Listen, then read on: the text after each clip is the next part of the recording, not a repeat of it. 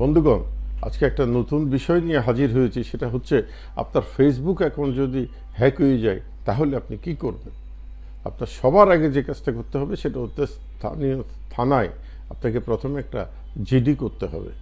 GD করে বলতে হবে আমার এই আইডি অ্যাকাউন্টটা হ্যাক হয়েছে। 2 নম্বর হচ্ছে আপনি আপনার পাসওয়ার্ডটা সাথে সাথে পরিবর্তন করে ফেলবেন। যে ডিভাইস থেকে করেছেন সেই ডিভাইসের যে সমস্ত ডিভাইস কানেক্টেড আছে সেখানে চেঞ্জ করবেন, এবং কোনো যদি আনএক্সপেক্টেড বা অপরিচিত কোনো ডিভাইস কানেক্টেড দেখেন সেটাকে সাথে সাথে সেটা থেকে বেরিয়ে যাবেন।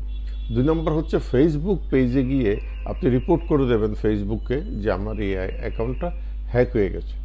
3 নম্বর হচ্ছে আপনার আপনার ডিভাইসে আপনার অ্যাকাউন্টে অন্য কোনো বিদেশি কোনো অ্যাকাউন্ট দেখা যাচ্ছে কিনা সেটা চেক করবেন।